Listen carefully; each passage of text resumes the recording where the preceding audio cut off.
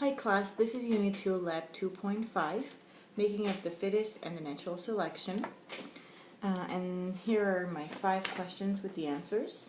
The first question is, what is your definition of natural selection? Natural selection is a gradual process, a selective breeding which happens naturally instead of just by a breeder.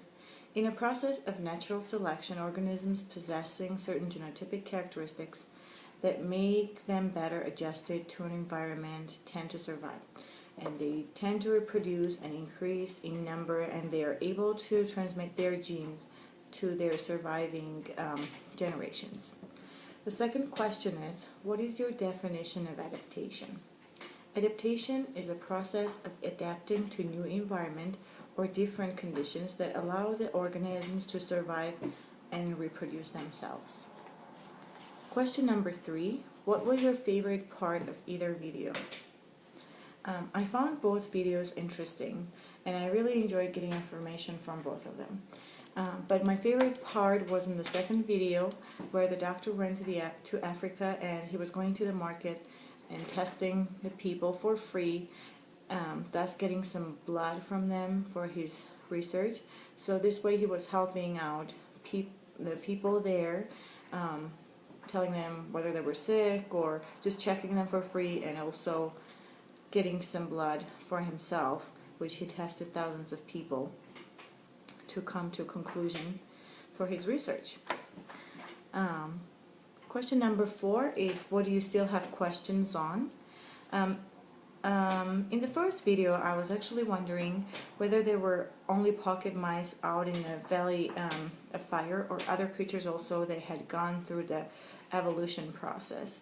For example, they were talking about birds and snakes. They were in the desert also, but they didn't talk about whether these creatures also went through the process of evolution or not. Another question I had was, when the doctor was in Africa doing those tests, taking the blood samples from the people, after his research was over and he came to conclusion that sickle cell anemia and malaria were connected, I was wondering whether these people in Africa were told whether they had sickle cell anemia or malaria, or whether they had both. I was just wondering if these people got the information back from the researchers.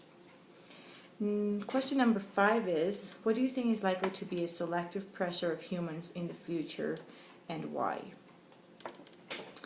As an example of selective pressure, I see disappearing trees. Throughout the world, thousands of trees are disappearing every year, and these trees are disappearing for various reasons. For example, from fires. Here in Wyoming we have a lot of pine beetles, and from other bugs.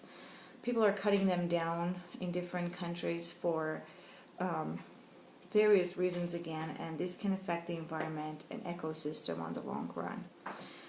If we're seeing more disappearing than appearing trees, eventually we'll see a huge problem, and such as disappearance of some species and ecological problems, etc.